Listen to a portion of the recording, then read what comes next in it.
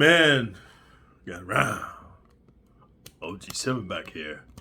Hey guys, welcome to part 2 of my series, man, of what I've experienced in maximum security prison with the different gangs and the different races, and give you a bird's eye view into living in maximum security prison with a bunch of murderers and killers and cannibals and sodomites, man. You can go anywhere else for the lies, but here I'm going to give you the truth, man. Because the truth shall set you free, and from this day forward, you can never, ever, ever say you didn't know. And now you can make an informed and an educated decision whether you want to take the high road and square up and go to school or go to trade school or college, university, get a job, pay your taxes, get a nice little lady to marry, have 2.5 kids with a house and the car, and your doggies and kitty cats and goldfish, or you can choose to go down the low road, down darkness and destruction, because you've been warned. So without further ado, let's get into the topic of today's video, dude, which is going to be, we're going to take a trip down memory lane. I'm going to share with you what I've experienced and seen firsthand in maximum security prison that shaped my life and changed my mindset, dude. Gave me an attitude adjustment where I just decided not to be unaliving people or be involved in illegal activity because, dude, there's nothing down that path but death and destruction and darkness, and then the giving up of your soul for eternal damnation. So without further ado, let's get to the topic of today's video, which is the number one reason Mexicans are the most feared in California penal systems. California penal system, specifically maximum security prison. I can only speak about my experiences in maximum security prison, so if you have a different experience, all I ask is that you respectfully please respect my experience, because this is my experience. I can't help what I experienced. I can only share with you in detail what I've experienced. If you had a different experience, I'm going to clap for you right now. Yay for you. Then I'm going to pray for you that you actually have the experiences I've had so you can turn your life around and understand. In California maximum security prison, I don't care what nobody says in the comments, man. The Mexicans run the prison, man. Don't let the blacks fool you. Don't let the whites fool you. Don't let the others fool you. Because let me tell you something. In maximum security prison, it's the land of the Lilliputians, man. You got a bunch of soft little wimpy poopy pants, drug addict, coward motherfuckers. But the numbers rule, because if you got 500 cowards here and you got 50 cowards here, man, the lesser numbers is going to get dominated, subjugated, dude, and wiped out because of the fear. Maximum security prison is a fear-based environment. And this is why, man, the number one reason Mexicans are the most feared in California prison systems is this reason. And I'm going to share this with you so we get straight into the topic. In my opinion, the number one reason that Mexicans are the most feared in the California prison system, specifically maximum security prison, where I did 80% of my time. This is the number one reason. I'm going to get straight into the point. Hey, man, they are very organized and committed. Now, you might say, LG Silverback, that's two reasons. No, I'm going to tell you why it's one reason. They're very organized. This is what I saw. When I was in maximum security prison, I quickly learned that Northern California and Central California and Southern California is like three different, not just cities, but three different countries. It's very different, man, the populations there. Northern California has more like, I want to say more like educated Mexicans that have gotten with the program. Even if they're migrant workers, man, they got their Social Security cards or their green card, or they got fake paperwork. They with the program. They going to work. And they working. Yeah, they might be involved in drug banging and drug dealing and gang banging, but then for the most part, they speaking some English, even if it's Spanglish. And you know what I mean? They looking to buy houses and cars, and they get medical insurance, whether it's through welfare or medical treatment or Section 8 Medicaid. You know, they understand the system. Central California is more like migrant workers. They just come in seasonally. They pick the fruits and the vegetables. They make their money. They stay in these migrant camps. They go back to Mexico. They come back every year. It's like a cyclic thing. But then they bring in the drugs, man, and the weapons with them because they understand, like, okay, dude, I got my work permit. I can go ahead and I can bring in drugs from Mexico, even though I'm picking in the fields and stuff, man. I'm making a boatload of money. They're bringing it back to Mexico. They living like kings. They working for the cartel. This is my experience. Southern California, man, is more like the land of the cholos. These dudes is just hardcore gang banging, drug dealing vatos. Generations of gang bangers, man, drug dealers. And then, they with the program, they with that criminal lifestyle. This is my experience. So then what happens when you go to maximum security prison, even before you get there, I told you this in another video, the drug dealers from Northern California trying to expand down to Southern California to increase their territory, of course, their profits. And the drug dealers and gangbangs from Southern California trying to move up to Central California to increase their profits in their territories. They meet in the battleground, which is called Central California. And dude, it's like Kuwait. Dude, it's like Iraq. It's like Israel, man, and Hamas. They be getting it in. It's murder in the streets. For those of you who are not from the West Coast, man, you have no idea, man, the way they just be killing each other. Then the Western Familia, dudes from El Salvador, what's it called?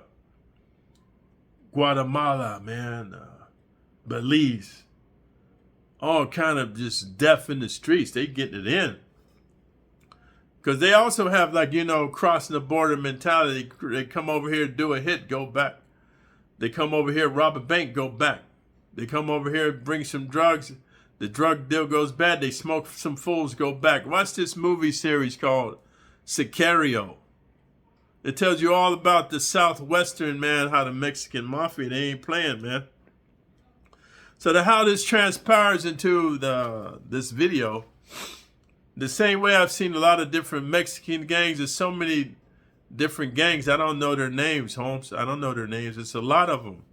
They got these different factions based on where you live, your region, your area, your city, your barrio, your hood, your street, your calles, all this stuff. Your ethnicity.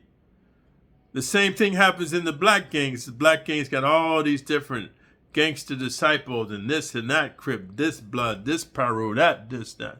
White gangs as well, man. ABs, Aryan Brothers, white supremacists, KKK, Hell's Angels, all these different skinheads, man. Here's one thing I noticed when I got to maximum security prison. Okay, I want to share this with you. When in your building, you have a shot caller for the specific races in your building. So let's say on the building, there's 5 buildings. On the yard, there's 5 buildings. Then you have a shot caller for that yard for that specific race. But then you have a shot caller for the entire prison. Now, normally those dudes is in the shoe. They're in Supermax. They got so much power, Holmes. They could start a revolution. But this is what I saw in maximum security prison with my own eyes that made me very understand. It's the number one reason Mexicans are the most feared in California prison systems, bro. They are very organized. Like if a guy's from Southern California and he's like from Tracy, let's say El Tracy Homes or whatever Homes. I don't know the different gangs. But let's say there's another fool. He's a sir, Home. He's a sir. And they don't get along on the street. The shot caller's got the keys, man. He tells all the vatos, hey, Holmes, in here. All the different problemas you had in the calles, Holmes, in here. We all want familia, Holmes, you sabe? If you don't understand, Holmes, then you will meet Diablo because we don't play that. The Mayates is out to get us. The Güeros is out to get us. The fucking Chinas is doing their thing. We don't give a fuck, Holmes. There's power in numbers, Holmes. We're going to unify. So they squash all those beefs that all the Southern Mexicans, all these different gangs and factions, and they squash it. They become one unified front. They're very organized, dude. They all work together to bring the drugs in, whether they pay the horas, the police, Holmes, the pigs, the pinche vatos. Mierda, they pay them. And they let everybody, hey, Holmes, this cop right here, he's on the payroll, Holmes. This cop right here, this motherfucker's a booty bandit. This cop right here, Holmes, she likes to take it in her fucking culo, Holmes. And they share all this information. They spread together, dude. They get packages put in different people's names. If this Vato's broke, the rich Vatos put packages in all the broke dudes' names. They all come together. They help each other. They share the drugs. They share needles, homes. They do the black together, homes. They do the white together, the heroin, the fucking cocaine, the cocaina, homes, the crystal meth, the ecstasy. They like one big family, man. And one thing I've noticed, I remember when I was incarcerated back east, dude. It was mostly the brothers was locked up. Wow. It was the brothers, man, first, and then it was the Puerto Ricans the second. And then you had some like Africans and Jamaicans, and then you had the white dudes. They was the minority. I never seen a Mexican dude when I was locked up back in the 70s, dude. When I was in maximum security prison, youth authority, I never seen a Mexican before, except on TV on the cowboy westerns, man. It wasn't until I moved to California I even knew what a Mexican was. I seen Puerto Ricans before, and Haitians and Jamaicans and Africans, dude, and dudes from Barbados. I seen Panamanians before, and Dominican Republicans, dude, and Cubans, but I never seen a Mexican before in real life. I seen them on TV. But you get to California, and this is what my friends tell me that came to visit me in California. I'm just being honest. When you go to San Francisco, the people say, hey, man, where's all the brothers, man? Because you see mostly Asians, dude. But then, man, when you going like to Central California, man, like Fresno and Stockton, dude, and Visalia, Sacramento, they'd be like, hey, man, where's all the brothers? You see a plethora of Mexicans, dude. Same thing down south. Wow. They got numbers because I don't know if because they're Catholic, they don't practice birth control. I don't know. They just have large families, dude. Most of the families is involved in illegal drug activity, gang banging, gangsterism, extortion, homes, just living that gangster vato lifestyle. So here's the thing, man. The number one reason, in my opinion, that Mexicans are most feared in the California prison system is they're very organized. And it's all for one and one for all. Let me tell you something, man. The Mexican prisons, and I want to be honest, I'm not putting Mexicans on a pedestal. I'm not putting blacks down or whites down or Asians. I'm telling you like this in this video. You Mexicans are very lucky, man. You're not back east, dude, or down south like Mississippi, Alabama, Georgia, that kind of shit. I'm not speaking about like Southwest like Texas and Arizona. I know you guys got the numbers, but you go to Mississippi, Alabama, Georgia, St. Louis, like that, Arkansas, they got the blue, black, purple brothers. You're going to get the blues, man. I've been back there. I got family back there. They telling me, man, the penitentiaries is 90% black dudes, man. They locking them up like it's a fucking thing to do. So I don't know if there's Mexicans in there, but if you are, if you're the minority, you're going to have the blues. But here in California, man, the Mexicans got the numbers, dude. Hey, man, there's so many Mexicans in prison. Let me tell you how it was when I was in prison, dude. I went into prison in 1990. I got out at the end of 1999. 2000 party over. It's out of time. I got out. Oh, man, it's the end of the world because everybody's like it's doomsday, the Mayan calendar, right? Hey, man, there's so many Southern Mexicans. Let me tell you how it works in California. In California, you're up from north. Let's say you're from Northern California, like Sacramento, that type of thing, Sacramento, Redmond, Redding, those type of areas. They house you up like in Kilpatrick and New Folsom and other places like that up north. There's other prisons, Mule Creek, Tracy. If you're from the Bay Area, that's going down. That's Northern California, heading to Central California. They put you in places like Pelican Bay, Corcoran, San Quentin, Soledad, Salinas Valley, these places. But then you're going down south. This ended up in Chino Prison, that's down south. So what they try to do, if you're from that area, this is what California did when I was in. They try to house you up close so your people can come visit you, which I think, I don't want to cause no smoke on here. I think that when you're in prison, you should be punished. It shouldn't be for the convenience of your people. But hey, I understand they're trying to keep recidivism high, trying to keep you happy and shit. So you keep coming in and butt fucking each other. But that's what they do. They try to house you close to where your family's from or where you committed the crime so you can get visits and your homies is there when you left, you're right. Your mama was there when you left, you're right. Your sister was there when you left, you're right. So they just want you to have this sense of community so you can keep coming back. But there's so many Southern Mexicans, bro, in the penal system. Hey, they be shipping them up north, Holmes, and this is where I got to see. When I was in Salinas County Jail, and I'm not trying to, stir up nothing. This is for education purposes, YouTube, but I hug puppies and kitty cats and kittens and shit.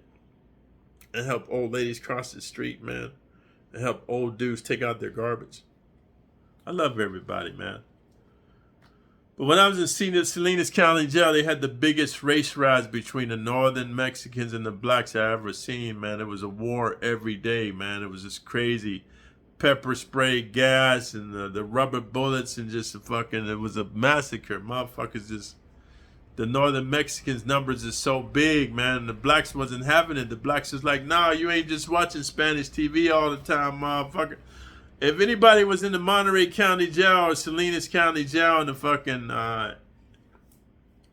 in the 80s, man, late 80s, man, put a 500 in the comments to talk about the race riots. It was just crazy, man. Just crazy every day riots, bro. We was constantly on lockdown, man. So I was like, okay, the Norteños try to run shit when their numbers is high. The blacks wasn't having it. They had some black soldiers from Seaside, the Project Crips, dude. Seaside Crips, Marina Crips. They even had some Salinas Bloods up in there. It was putting in work, dude. I saw some crazy shit. So then we get to San Quentin, bro. There was a lot of brothers there, a lot of others there, a lot of Asians, so it was kind of even the numbers with the Mexicans, blacks, and the Asians, because there's a lot of Asians in the Bay Area.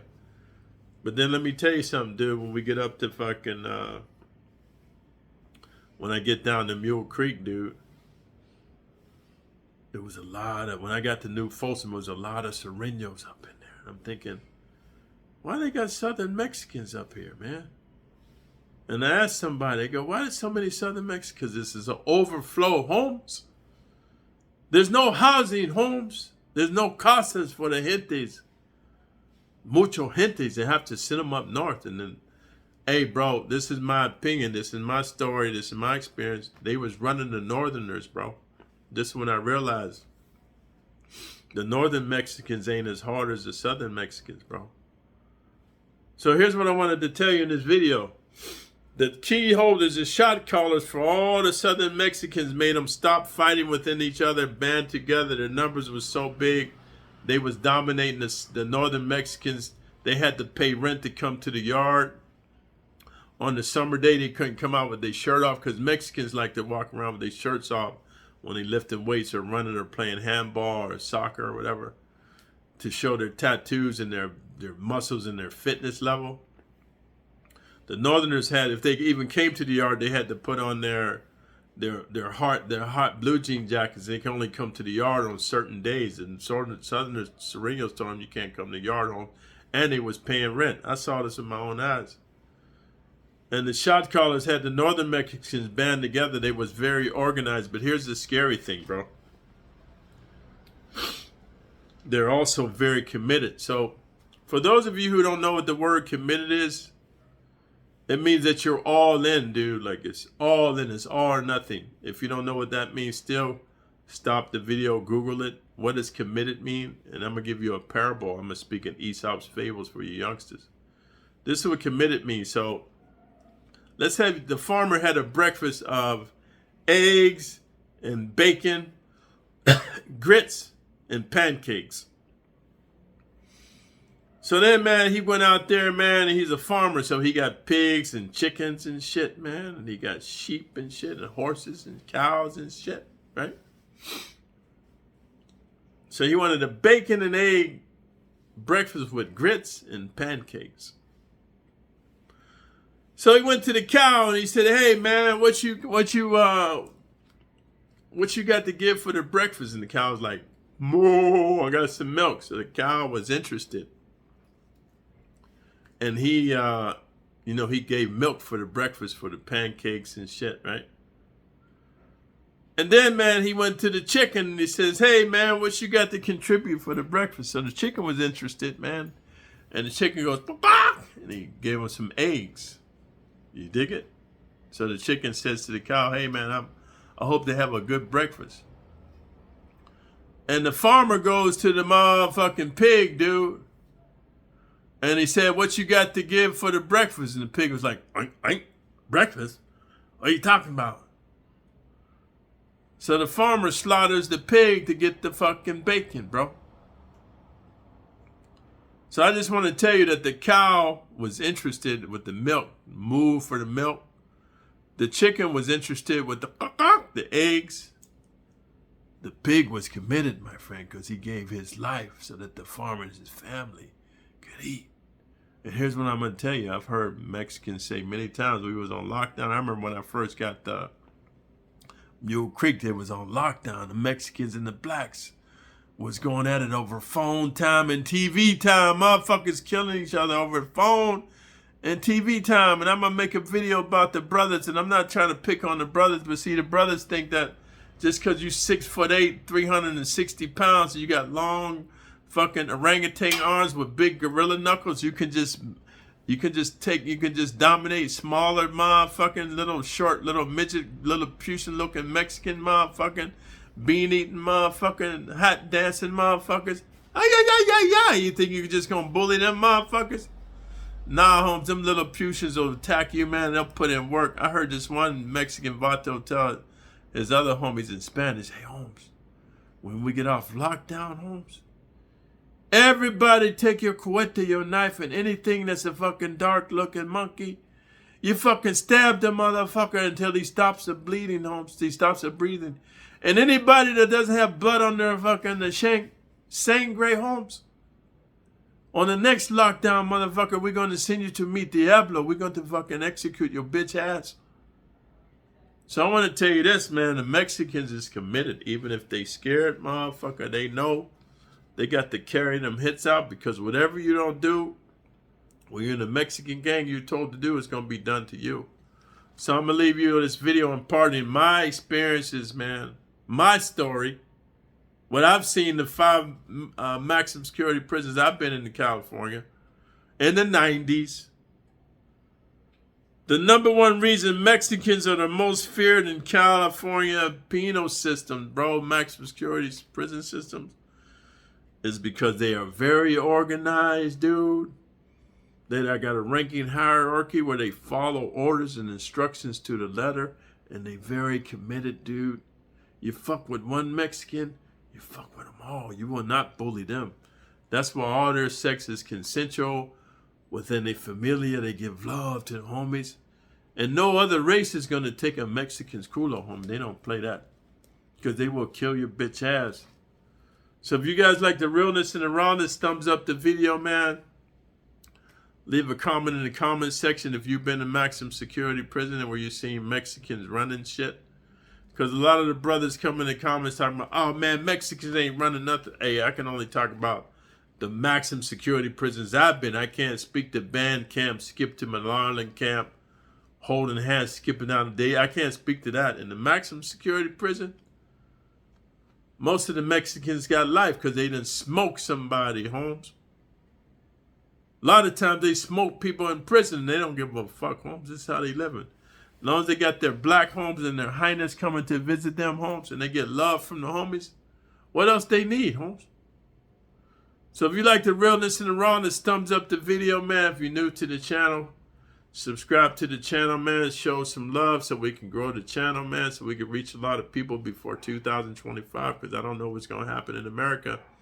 But I hear there's a lot of shit going on with the fucking immigrant gangs, dude, and Donald Trump trying to deport people that got families, Holmes. And then, you know, there's a war with Israel and we backing them, and the Muslims ain't playing that, and the Chinese is mad at us, and the Russians. I'm just saying, man, help the youngsters understand, man, it's time to stop gangbanging, and it's time to come together to unify to fight the tyranny. And I'm not saying all Muslims is terrorists. I'm not saying Chinese people are bad or Russians. I'm just saying that it's time for Americans to band together, because within your own fucking country, there's nefarious people, man, looking to take out you and your loved ones. And so until next time, watch yourself back. Out.